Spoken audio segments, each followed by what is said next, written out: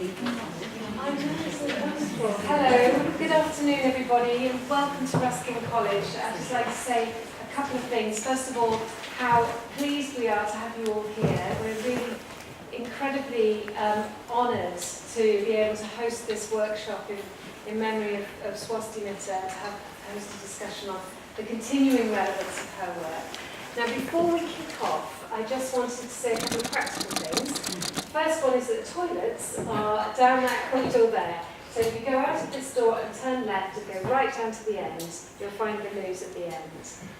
If a fire alarm goes off, we haven't got one planned, so it will be the thing. So I need to tell you that we generally don't use the lifts, so we can't use the lifts in the fire. So we need to use the stairs at this end, or the stairs at that end, and we gather outside on the grass. If you can't take the stairs, then you need to wait by the lift. Is that right? Yes. Well, Tracy's a fire marshal, so we're in safe hands. So that's all right. You can use the lift if there's no fire. Yes, it's only in case there's a fire. At about 4 o'clock, I've ordered some tea and coffee, so they should appear here at 4. So we'll have a break then and be able to have a drink. But in between the sessions, Ruth assures me that we will have time for comfort breaks then as well. So we won't be sat here for hours and hours. Is that everything? Oh, we want to film the session, and we would like to take some photographs if that's all right. So I'm hoping that's okay with everybody. If it's not okay, would you mind just coming and letting me know as soon as you can? I'll just be sort of over here, or have a word with Tracy maybe at the back. Is that okay? Brilliant. Okay, so I'm going to hand over to Ruth now, and then I think Van would like to say a few words as well. Yes, hello and good afternoon everybody. Thank you so much for coming to this wonderful but perhaps more hard to find venue than in other parts of Oxford. That is the fabulous Fenella Porter, without whom none of this would be possible, and we're really pleased to have the hospitality of Ruskin College, which we all think is a very appropriate location to have this conversation about Swasti's academic and political work, which, as Fenella says, continues to have resonance and relevance today and yesterday. Now, I just want to tell you that a slight jigging of the program, as James H. is unable to come. So what we're going to do, Ranvita is going to say some introductory words, and then we're going to have the interview video that Annika has brought, so we'll be able to see a bit more of that. That was taken in when? What year? 1997. In 1997. So we'll do that, and then we can have a short comfort break, and then we will have Sheila Roboth's talk and Carol Volkowitz, and then we'll have tea, and then we'll have Diane Elson and it from me. And keeping an eye on the time, we'll try and make this as informal as possible. Anybody who wants to contribute whenever will be very welcome. And then at the end, Tamina is going to say some closing words. So that seems to me a very full and rich afternoon. So I'm now going to hand over to Professor Swasti-Mitter, who is going to say a few introductory words. Thank you, Ruth. It's probably the hot seat. This will just be a minute or two. I think everyone is aware as we're sitting here that we're currently, particularly as of Tuesday, at a moment when the consequences of lack of dignity and lack of daily bread have made themselves felt in a really very worrying manner. And I think, in a sense, the wider consequences that have led to that moment, and which will continue that to flow for quite some to come, show why so many of the ideas that I think we'll discuss this afternoon, and which Swasti-Mitter, my mother, and her work was so concerned with, remain so important, and I'm sure will remain important for a very long time to come. All of us here from Swasti's family are immensely grateful to many people. I will mention only a couple at this point, and my sister will say something a little later, but particularly to Ruth Pearson and Fenella Porter, and of course to all of you who have come here today to be part of an afternoon of, I'm sure, lively discussion about questions of great importance. I think Swasti would have been very pleased to think that her legacy was indeed in these two areas that Ruth mentioned. One part as a scholar, and a very substantial one. I think there's one book, the titular book over there, Dignity and Daily Bread, but it's one, of course, of many books that she wrote or edited during her time, as well, of course, as her career as an activist and someone who worked both within institutions and outside them to change lives as well as write about them. Many of the values that she thought immensely important are represented here today, both in terms of people and in terms of what we'll discuss.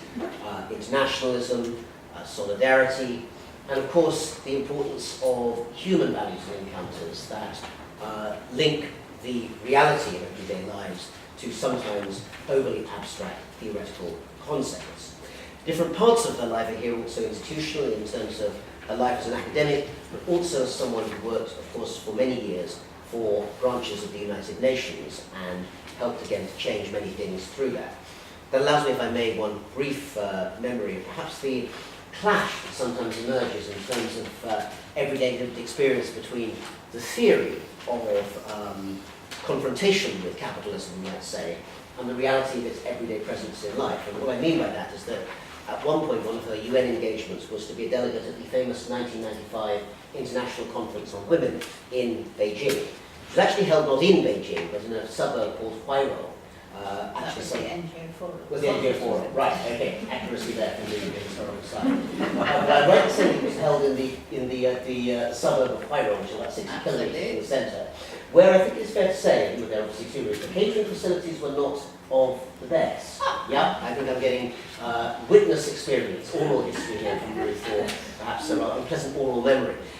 Certainly my mother remembered that the food was not particularly good. I think lots of instant noodles on the menu, and being a long way from anywhere else, they didn't get much to eat.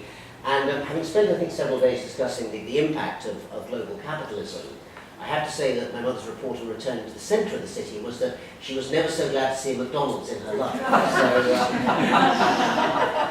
So sometimes even capitalism has its and Ruth's memories of that event reminds us that so many of the speakers and organisers here and people with us today are people who Swasti was very close to, not just as colleagues, but as dear friends. And that's another reason why all of us from her family are so pleased to be here today. So I think we are at the moment in a global moment when so many of these questions of changing global economy and the effect it has on women and on men still continues to be of great importance.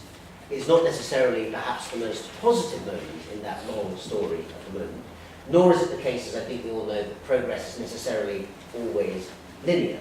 But I think we also know that there are many people, of whom my mother was one, but one amongst many, I think, who felt it was their pleasure, their joy and their duty to fight back against those forces and know that eventually enlightenment will conquer darkness.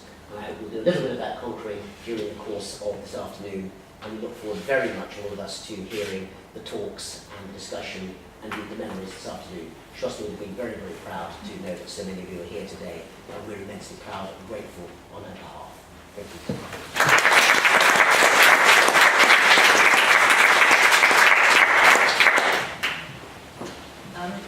So I just want to say while Annika sets up her video and introduces it, Fenella and I have worked very hard at coordination, but if any of you have not got the message that you're all invited to supper that Martin is hosting this evening at Maxine Bird's house, Wakehouse, which is on Woodstock Road. If you haven't got the address, come and ask somebody will give you. And there's no parking restrictions, is that right?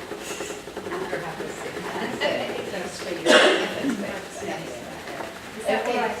So now Annika, A bit lower. Van Loosdijk, was that right? Van Luijten, from the Netherlands, who ran this network for organising women workers until fairly recently. And if you remember, Swasti spent some time in the Netherlands when she was a professor at United Nations University in Maastricht, and worked a lot with NGOs and women's organisations internationally and in the Netherlands. So this was an interview that you did for a book on women's organisations. My historical memory, I'm afraid, isn't that good after all. Go on then, Annika, take it away. Well, I've got an awful title actually on the program, on organising the unorganisable. But I think we managed, through the many, many years since we know each other, to have some changes in that. Actually, I started to learn Swasti in a seminar in 1982, where I met Diane and Ruth, several others and that was the start of a very good, well, rather informal network. But the outcome of that seminar was that we had to write a chapter of a book, which I did not know before, anyway. And Swasti and I were connected because we were both working on homework at that time on a very small scale, and it was just all very new. And that was really the start of a long discussion ever going on the issues we were working at. In that period, I was also building my work on which Swasti contributed a lot. I organized an international network on workers' rights, and one of the first decisions was that every issue we put our hand on was worked out on women too. Well, it gives us a broad line of cooperation with Swasti. So she was really important, convinced also my board to take up the issue of flexibilization, where she just was writing on her book on flexibilization, common bond. And so it gave us always a broad position and possibility to work, to combine work, friendship, and other things. I think there are not many trade union professionals here, but recently I got an email from somebody who read in the paper that Swasti had died and said, I'm going to send out a message also there. And so on behalf of the International Trade Union, I have to send greetings here. And Swasti did a lot of contribution for them. Our key words of working were women, labor, and economy. And Swasti then specialized into the technological changes and influence in developments, and I concentrated on the informal sector. And in the discussions, these things always come together. We had the possibility to think aloud when sitting, and I think that is really a privilege in friendship, that you have a few people around you which have the same way of thinking, of your same interests. So I felt very privileged, and I know that many of you have the same experience. And actually, to prepare, I Googled a lot, of course. And what is fantastic to see is how many people are sitting here have been writing books with Swasti, doing work with Swasti. She always looked friends, and there was this academic world, and I belonged to the non-academic world of activists, where we connected knowledge and action. So it was the trade union, it was the NGO world, and Swasti was really very much interested in it. Although we didn't only discuss our work, I said the very nice thing of this, it started in an 82 meeting where in the corridors every woman said to them, how do you organize that next to your work, your family? And so we always start from the very beginning organizing and discussing our families. And yesterday we were discussing India, but I said I would have been a very happy Indian woman because my parents-in-law were so important for me, as were for Swasti. And so we said that thanks to our partners and the support of our families, and that was really an ongoing line in the discussion, we had success in our work. And I think part-time, that is really, it was on both sides, but it is really very important.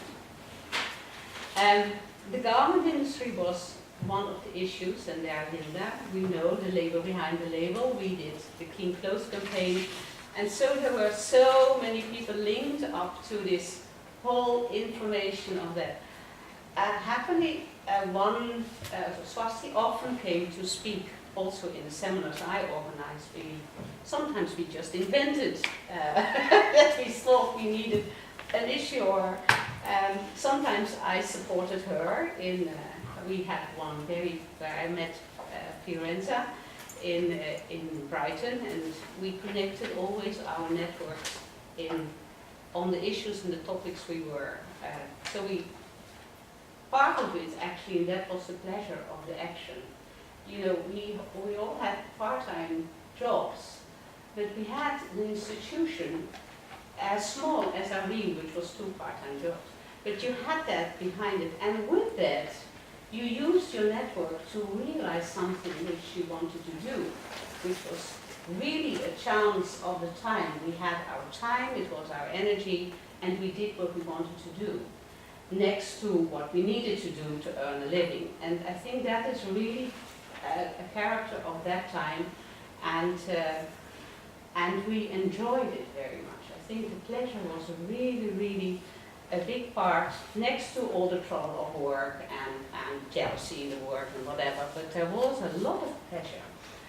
In 1997, Swasti couldn't come. She was working at Inter, and in the UN you don't have so much free space as we were used to.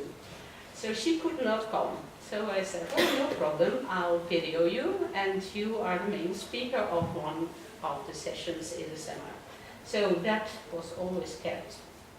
And I digitalized it, and so it's now there for Parta and the family to have. It's a long time ago, but actually what she's talking about is still very valid for today. Even last week in our papers there was a long article about the impact on women's work of robotization of the work, and whether it's a danger or a chance. And actually that is still the issue. And still what she says, I think there are 2 things which I really think is very important. One, in the very beginning, where she characterizes herself as an academic, as an activist, as a feminist, we should say. This is really typical for Swasti.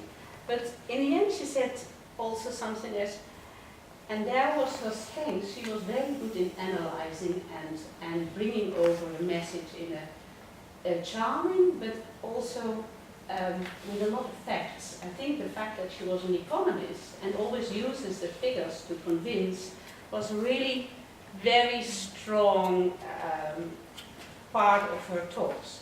But then she says, it's important to make a good analysis, but even if you don't have the right answers at this moment, you should at least have the right questions. And I think, well, if you look at the elections of yesterday or what's happening in the future, I think we should have the right questions and concentrate with it. So she still is valid in what she's saying, and I hope the machine will start. And if you think it's 36 minutes, but we can stop it earlier, and then you go ahead. So, we have to start. You just give a blow to the thing, and then it should. So. We have been talking yesterday about changing power structures and how women how women are affected by it. I think in your part, talking about development in the services sector, it is good to see that there are changes in you see that the importance of the growing of the services sector, which are overriding the role of the industrial sector, and there you see that it will have effects on women workers, and a change in say, you have a much more knowledge-intensive mode of production than before. I think all those things are still there, but there's a new factor added to it. But can you please inform us about your activities on it? You see, the last 4 years, I've been working in close cooperation with NGOs and trade unions in monitoring the impact of technological changes on the conditions of workers as well as on the strategies of organization. And it will be very interesting and rewarding for me to share my observation and experience with you. As an academic, as well as an activist, I find the major changes that are taking place in the world economy is worth taking note of. The reason why the trade unions are failing or NGOs are failing often to give protection to workers, men or women, is not because they are inefficient, it's not because they are not committed, but because they are not aware of the bigger changes that are taking place in the world economy. And I really want to stress this world economy, because even if you are in sub-Saharan Africa, you are affected by this phenomenon of globalization, either because you are included or because you are excluded. It goes for regions as well as for the groups of workers. Just let me give you an example. Is that in Delhi, for example, in slums of Delhi, lots of men and women used to have their traditional livelihood producing clothes for the indigenous market. They were not rich, but they had a vocation, they had a profession, they had a livelihood. Now with the opening up of the economy to the world economy, what is happening is that there's a massive introduction of computer-aided design, manufacturing, and associated techniques that do not need any more labor-intensive mode of production. Those traditional workers, they're losing their jobs. Often they do not know why. In its place, again in the same place you find that with emerging group of workers, those who have got certain amount of computer literacy, can work with computers, can get jobs in this emerging garment industry which make use of computer-aided techniques. So what I find, that if we are really trying to give protection to the poorer section of the community, we'll have to make a distinction between two groups of poor workers. One, those who are getting increasingly delinked from the global economy because they haven't got any access to resources, technology, and education. The kind of strategies we need to make sure that they survive, the kind of social safety nets we have to devise for them are going to be very, very important if we are going to maintain social cohesion within an economy as well as between the nations. But once connected to this economy, what is their position and who are they and where are they? So one dimension of this threat of the breakdown of social cohesion, which is bothering not only poorer countries, but the European Union is obsessed with it because they know what the consequences could be, is this whole group of workers who may not have a job at all because they are not going to have access to the training and education you need in the emerging mode of production. And when I talk about emerging mode of production, I mean a shift away from the traditional capital or labor-intensive mode of production to information-intensive or knowledge-based mode of production. So think carefully. Is the first polarization is going to be between those who are called information have-nots and information haves. And we are going to marginalize a very vast section of the world community, those who are so-called information have-nots. Whole of sub-Saharan Africa, huge part of the rural community in poor economies, they wouldn't have a chance unless we demand for it, and we demand effectively in the coming millennium. So my plea to the trade unions and NGOs is not to forget them, and to make provision and to devise proper strategies for their survival. In contradistinction to this group of people, we'll also have to think another section of the emerging working class. And curiously enough, in the coming millennium, the majority of this emerging working class is going to be women. Who are they? They are not purely information have-nots. They do have access to some type of information-intensive mode of production. They are the ones who are getting jobs in computer-aided clerical work, in data entry, even in some form of elementary software programming. And in this kind of situation, some women are doing quite well. In fact, as you know, that in Europe, last month, there was several articles, I believe even in Dutch newspaper, as well as in German newspapers, and mostly in The Economist, that the future lies for women. But one has to be extremely careful and not to get carried away with such optimism. Of course, women are doing well. Some women are doing well, but not all of them. And even those who are supposedly doing well, they need protection and monitoring.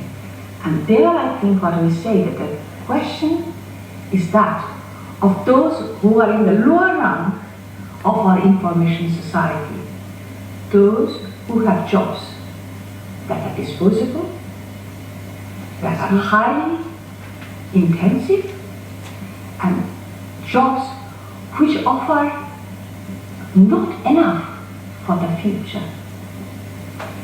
You know, I work in a very high-powered academic organization. They talk non-stop about the learning society. That countries or the groups who cannot be the part of learning society are going to be totally marginalized. And that's why, again, I think it's very, very important for NGOs and trade unions to realize what should be the new demands. The question no more is for lifetime employment. No way we can hope and get lifetime employment. So if we ask for the moon, we can ask for it, but we won't get it. But it's very important that they can formulate demands that are achievable, ethical, and can do good to workers and to the nations for the future. The key word now is not lifetime employment, but what the trade unions and NGOs should demand is the access to the skills and education which gives one lifetime employability. If you translate that to, say, big groups of women in the lower ranks in the telecommunication connected industries, often the services sector, but not always, what would it mean? Because now you see that reasonably well-educated women do data entry, but they do very repetitive work. They have a lot of pressure on their work. And what will be the situations? Do they have a possibility to work many, many years there, or are they again disposable workers with a flexible contract? It's difficult to say. If there's only one direction, one possible consequence, then the task would be very simple. If it is not a good one, we can rise up and start preventing it. You know, it's very important for NGOs and trade unions to be aware of the changes, because there are alternative possible scenarios. The worst one, and if we do not do something, perhaps that's the scenario we'll end up with, is the one where these women will get jobs for a little while, which is not a bad thing, but the kind of jobs they're going to get would offer very little future, in the sense that the skills they have got at the moment will become redundant tomorrow, and they have no access to tomorrow's skills. As you're talking about these data entry jobs, it's a very temporary kind of occupation, because already technology is changing so fast that there will be very little need for data entry operations. In the worst possible scenario, that would mean those women who are getting jobs, particularly in transnational companies in the poorer parts of the world, as well as transnational companies in the richer part of the world, they have no guarantee for lifelong employability. But this is not the only scenario. The way I see it is there's an alternative as well. Because unlike those traditional manufacturing women who are losing their jobs, these women at least have managed to find a foothold in a learning society. And what we should demand is not only for good pay, good conditions of work, which is very important, but also we should demand security. And security in the form of access to proper learning and proper skill. In summary, what I'm trying to say, that since the material conditions are changing, the trade unions and NGOs will have to learn to make new demands. Can you inform us more about, say, Cecilia Nung's? It goes on. But we have a long, I think Pakta wants to have the video on YouTube, or we can send copies. It was 36 minutes, long for a lecture, but it was the start of a long seminar. But for this afternoon, it was just a good souvenir of Swasti. And she was so beautiful, young, strong at that time, and I know we all have a warm heart for her. But so it's very nice to have her with us for a few minutes, and information on the disc is, you all have Pakta's thing, and then you'll see how to organize what is needed. Thank you very much.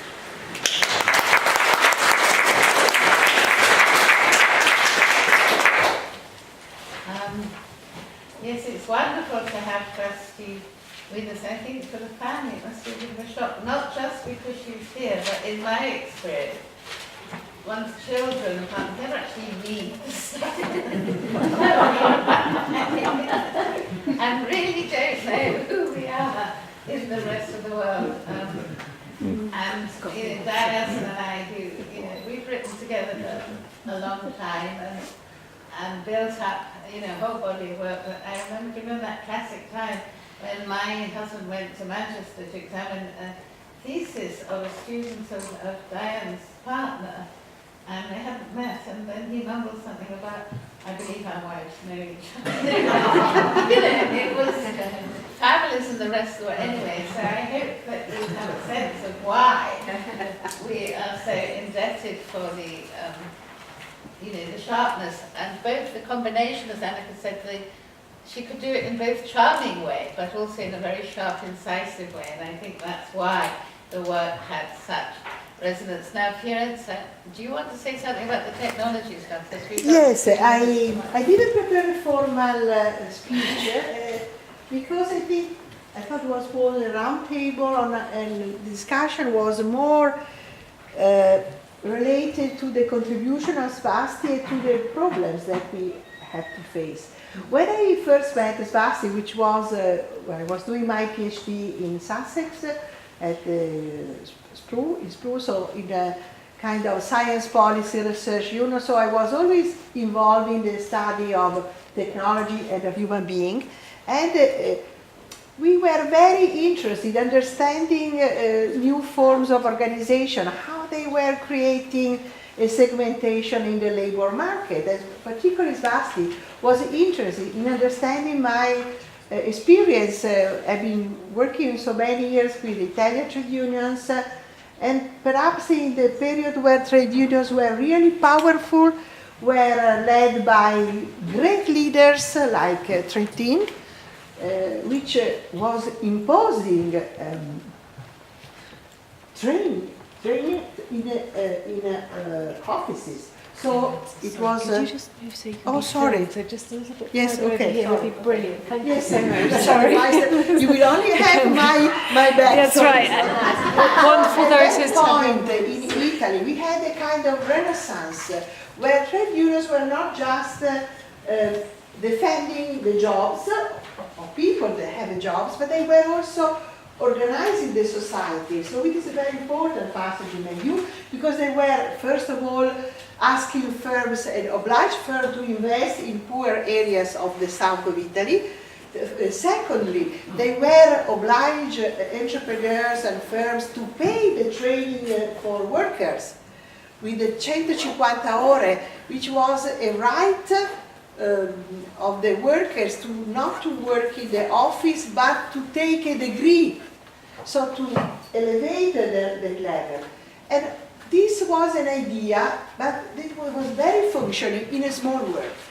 So my impression is that this interesting activity that we share with Swasti was to, like in a laboratory, to see how changes can be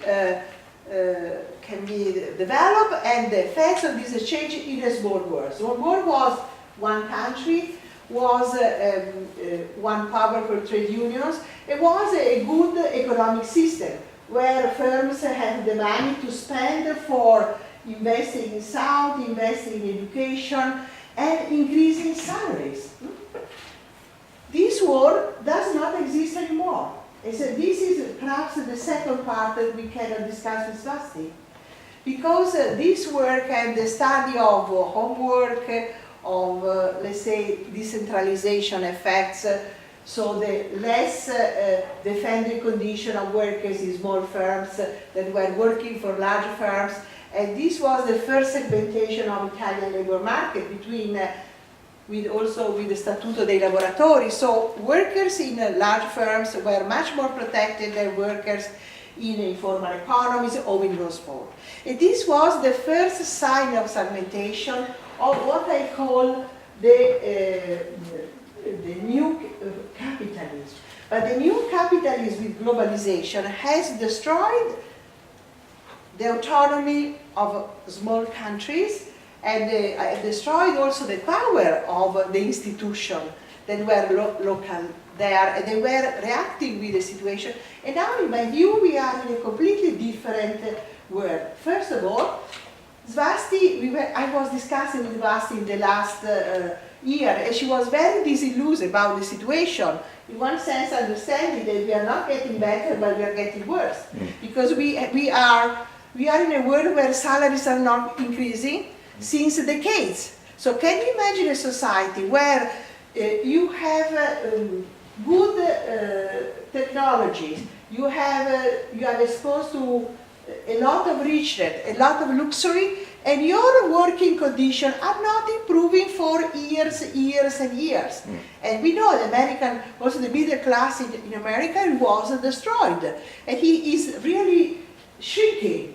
So how can we work in a society where we offer a lot of richness, a lot of profits, but these profits are going only to a very small part of the population? And this is actual capitalism. The capitalism is not only, in my view, segmenting the works and rendering the condition of people more precarious.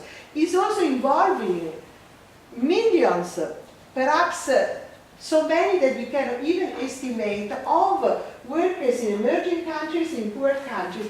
And the two worlds, underdeveloped world and developed world, now are matching, are intersecting.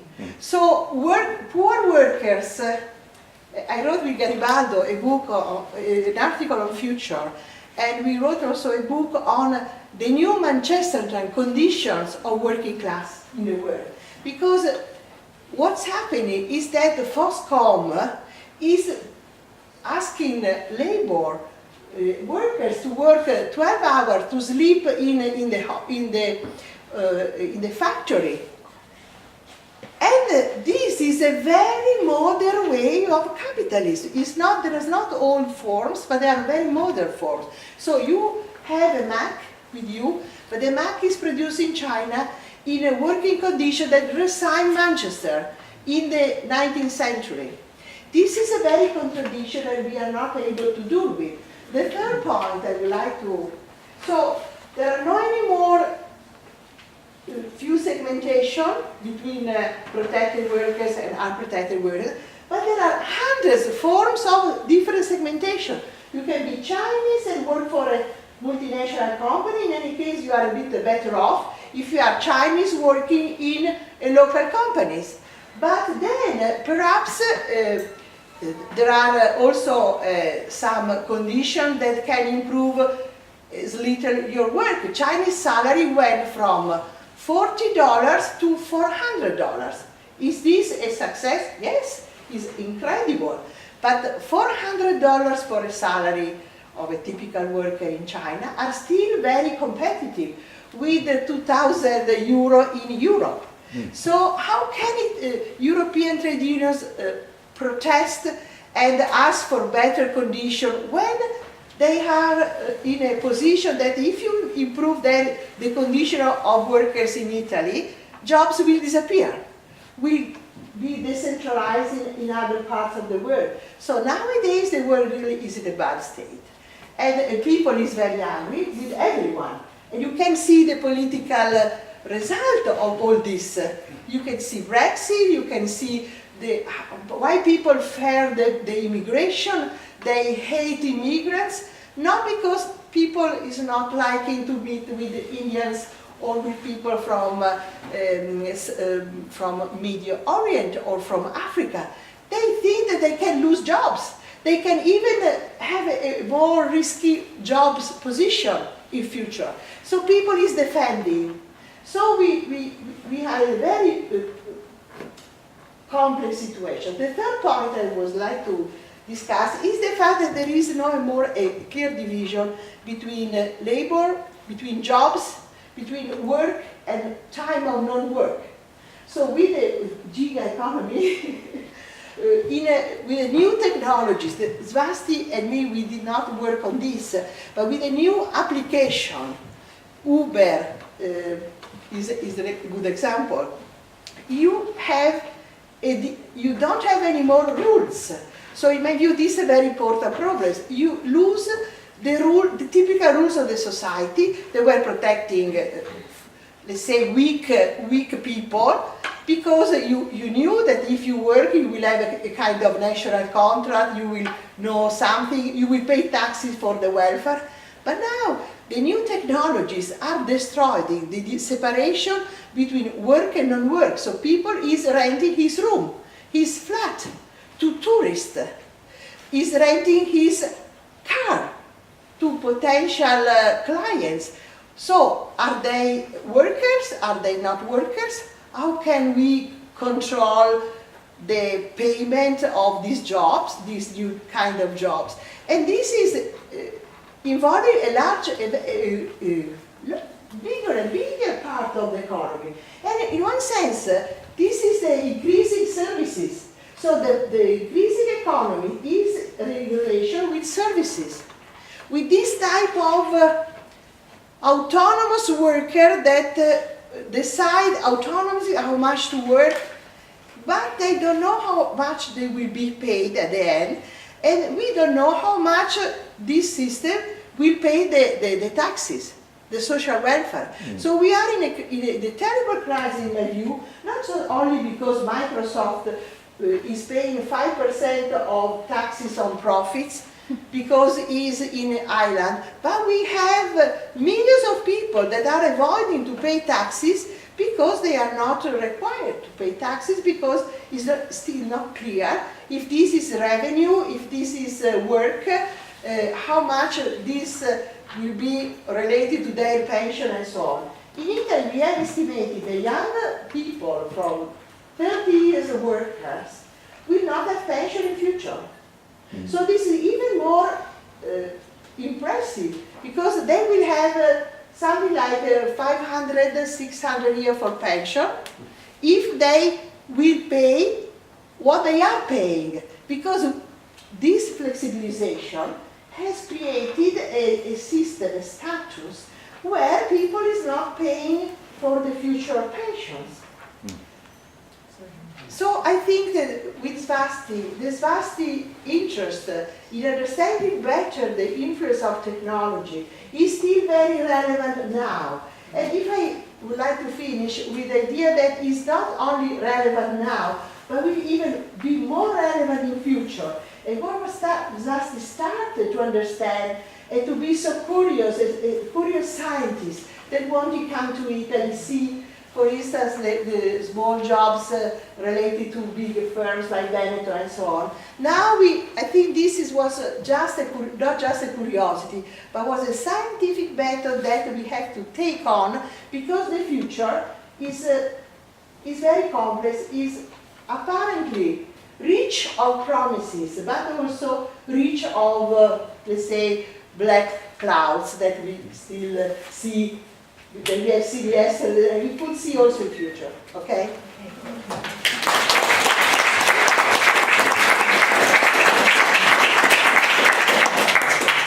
Thank you, Jens. I think that's a very good complement to the issues that are being discussed in the film, and I think many of you will know one of the books that Sheila Rowbottom, who's going to speak next, did with Swasti, was this book called Women.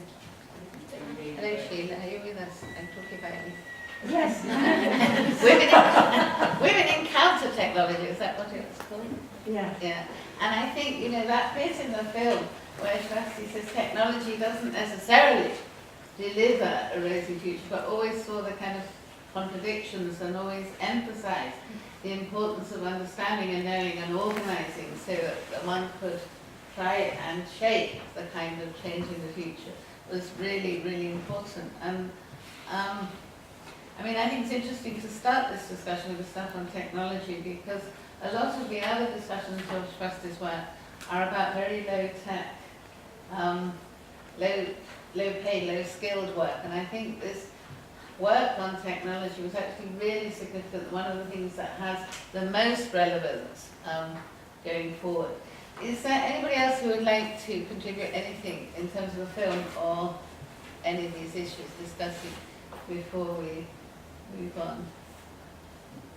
Since we do want to have a conversation. A lot of silence. Okay. I want to take up later, I think I'll take up later these issues about the gig economy, but I was forced to talk to the Ruskin students this morning about this. Forced is right. In terms of the discussion of new forms of work, and some of these developments that Fiona is talking about are only just on the political agenda, as you know. In Britain, you know, the revenue took Uber to court last month, and it's the whole question. The question there is about, you know, whether these are really independent workers or not. And I think Uber lost, but they're appealing. And then there's all these other Deliveroo and Hermes and so on and so forth. And that is still the